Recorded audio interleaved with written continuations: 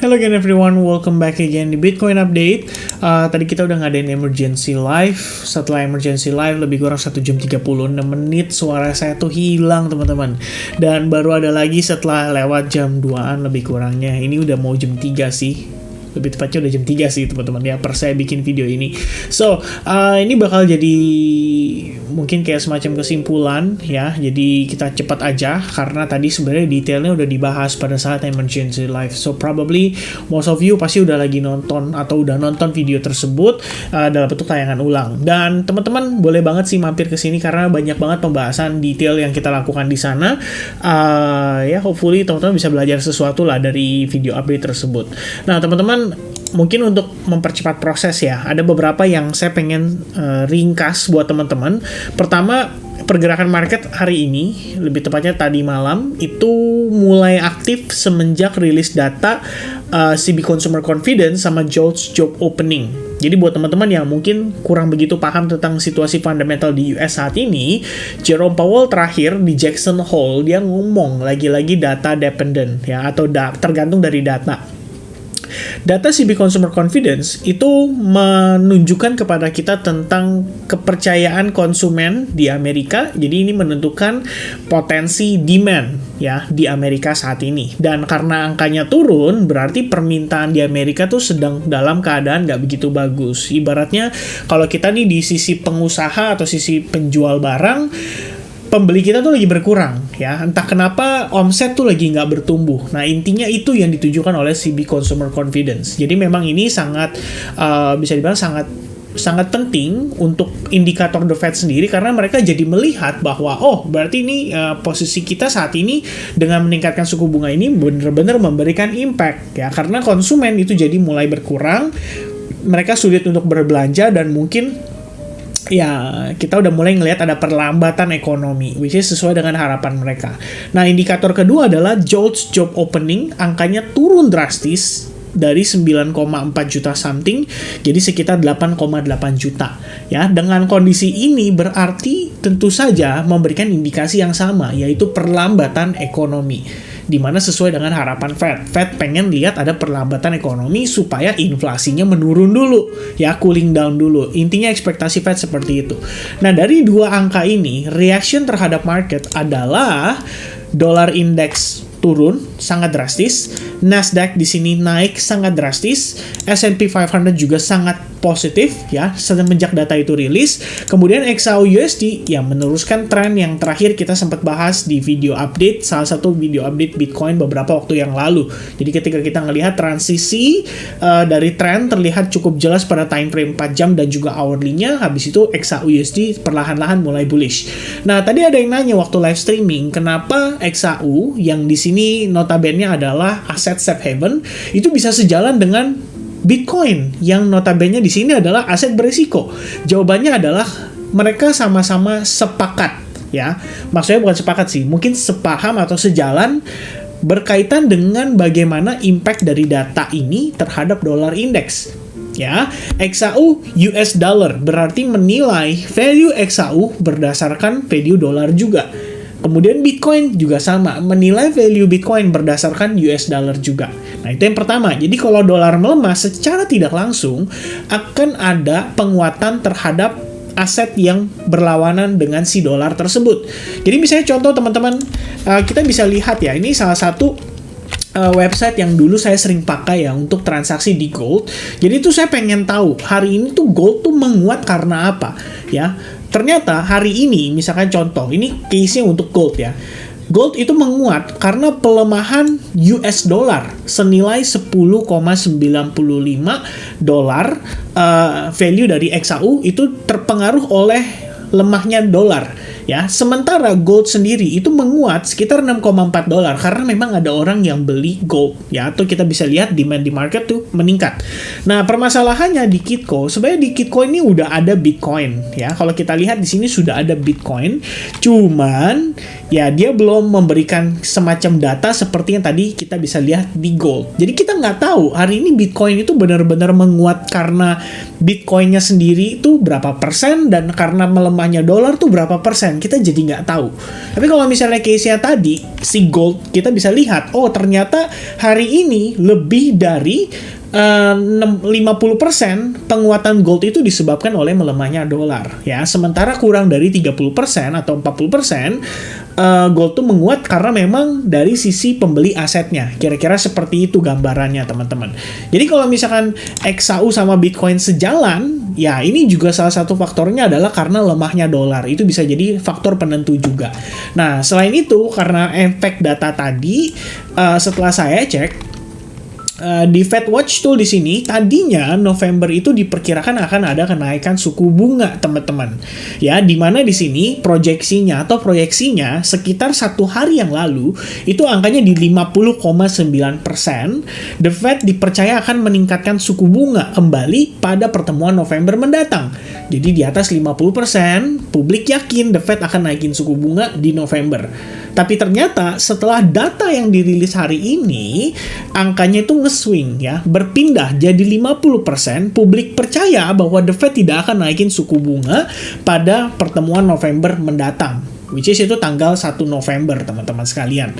Nah, dari sini tentunya kita jadi paham apa arti data yang dikeluarkan pada sekitaran jam 9 malam waktu hari Selasa kemarin.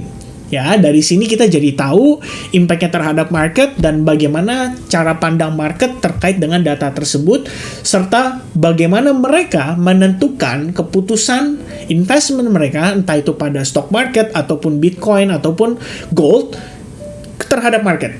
Ya, pokoknya terhadap fundamentalnya mereka jadi tahu mereka harus bagaimana. Nah, impact yang kedua disebabkan oleh Grayscale memenangkan SEC lawsuit. Ya, jadi seperti yang kita tahu, Grayscale waktu lalu tuh sempat dituntut. Intinya punya permasalahan-permasalahan FAT-FAT yang sudah cukup beberapa waktu lalu itu. Pada intinya per hari ini itu kita dapat kabar bahwa GBTC application yang mereka ajukan itu bisa dibilang mencoba untuk di-listed sebagai Bitcoin ETF. Ya, teman-teman sekalian. Jadi di sini posisinya, Crypto Asset Manager Grayscale GBTC has scored a major victory against the US Securities and Exchange Commission atau SEC in its effort to convert its over-the-counter GBTC application into a listed Bitcoin ETF. Nah, di case seperti ini berarti kita bisa bilang GBTC mungkin akan menjadi salah satu institution yang menawarkan transaksi di Bitcoin dengan memanfaatkan ETF spot, dan mungkin yang pertama ya, karena kita tahu BlackRock terakhir tertunda. Nah, sekarang GBTC sukses ya, teman-teman sekalian. Pada tanggal 29 Juni 2022, which is tahun lalu, SEC itu menolak Grayscale application untuk mengkonvert GBTC mereka menjadi spot ETF. Ya, setelah lebih kurangnya 1 tahun lah ya, bukan lebih kurang lagi sih, ini lebih dari 1 tahun. Akhirnya case tersebut beres, teman-teman sekalian. Nah, dari news ini, reaction terhadap Bitcoin dan kawan-kawan itu langsung cenderung masif dan bullish. Ya, kalau kita lihat di sini baru Bitcoin aja sebenarnya yang benar-benar naiknya tuh crazy atau signifikan, karena Bitcoin dominansi juga menguat di saat yang bersamaan, dan itu hal yang sangat wajar karena money flow-nya berarti berpindah ke Bitcoin dulu. Nanti altcoins itu menyusul, teman-teman. Jadi kita perlu melihat dulu apakah BTC di satu titik dia bisa terkonsolidasi dan tidak koreksi terlalu dalam. Kalau itu yang terjadi, maka teman-teman antisipasi altcoins itu berpotensi untuk nanjak lagi. Tapi kalau misalkan sebaliknya, Bitcoinnya terkoreksi, reject keras pada satu titik atau satu area yang kita bisa antisipasi. Waktu lalu saya ingat ada yang bilang katanya, kok ini kayaknya head and shoulders. Ya, mungkin sedang dalam proses pembentukan head and shoulders. Tapi kalau buat saya, teman-teman, intinya di sini kita memang memiliki area of imbalances atau very value gap, dan any rejection dari area ini itu patut kita perhatikan karena bisa membawa Bitcoin kembali terkoreksi terlebih dahulu dan bahkan bisa flip bias menjadi bearish lagi. Ya, tapi so far dengan sentimen positif ini ya, saya harap closing Bitcoin di sini bisa dalam keadaan firm ya, kokoh pada sekitaran 3 jam 40 menitan lagi dari sekarang, dan ya ya kita terkonfirmasi bullish. At least itu teman-teman sekalian ya. Satu note penting yang saya pengen remind ke teman-teman adalah ketika kemarin kita bahas sekitar 2 harian yang lalu weekly outlook Bitcoin, kita ada sempat mention soal ekspektasi ekspansi range pada pergerakan Bitcoin. Jadi saya pernah sampaikan kalau dia berhasil breakdown, well probably kita bakal testing lagi ke level terdekat di sini $24.800. Meanwhile kalau dia bisa close di atas range ini, kita bisa ngelihat Bitcoin retest sampai ke $28.500 atau area confluence yang ada di Fibonacci 61,8%, previous support resistance, dan juga area fair value gap. Makanya saya ngelihat di sini kelihatannya wajar kalau dia bisa retest ke sana. Tapi yang tidak diduga-duga adalah diiringi dengan berita-berita ini, teman-teman. Ternyata yang menjadi trigger dari pergerakan market yang amat sangat impulsif pada Bitcoin hari ini.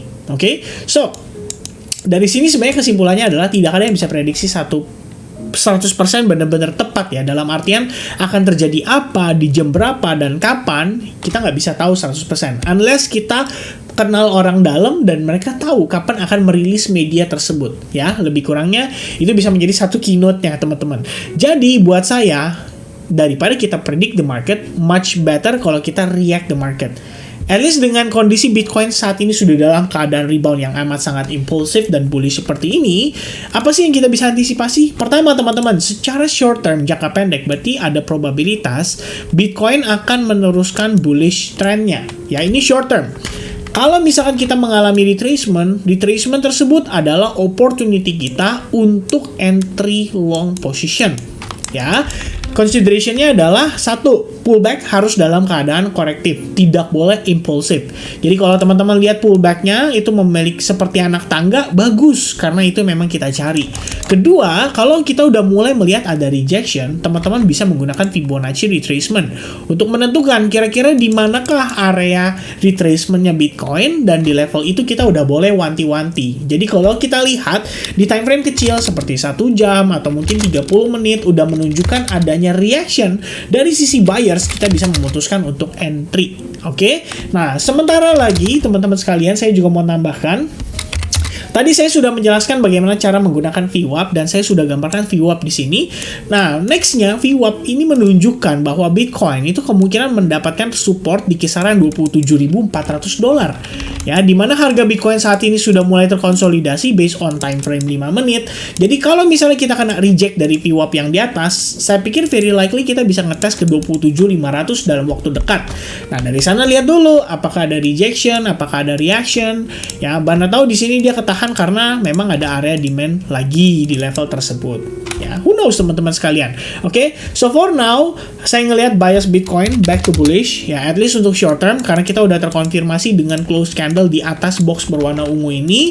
Di preview video sebelumnya juga kita udah sempat bahas ya soal area krusial bagi saya di sana, dan tentunya Bitcoin sampai dengan sore tadi aja itu masih bertahan di atas area demand zone. Jadi kita tahu bahwa sellersnya juga nggak kuat, tapi di sisi buyersnya juga kemungkinan sedang dalam proses akumulasi. Dan finally hari ini kita udah tahu jawabannya dan kita bisa manfaatkan ya, nggak cuma pada Bitcoin tapi juga pada beberapa altcoins. Personally, Monero, kemudian GRT dan juga FTM itu masuk ke dalam watchlist saya pribadi. Saya menunggu adanya entry setup yang ideal. Jadi sementara ini ya kita tinggal tidur dulu. Besok kita lihat lagi pada saat sesi London atau New York. Alright, so I guess that's for the update di Bitcoin. Mudah-mudahan cukup clear dan sampai jumpa kembali di update berikutnya buat teman-teman sekalian. God bless semuanya, dan sorry, hampir saya lupa. Kita akan adakan live streaming pada tanggal 31 Agustus 2023. So make sure teman-teman luangkan waktu, nanti saya akan update kembali jadwalnya. Sekaligus saya pengen inform buat teman-teman yang bertanya seputar advance group, make sure kalian cek di link yang ada di deskripsi. Di situ ada link untuk kalian klik dan kalian akan diintegrasikan ke website daripada untuk registrasi advance group periode bulan depan. Okay? So I guess that's it from me. Thank you very much guys, and I'll see you guys again in the next update. Cheers. Bye bye.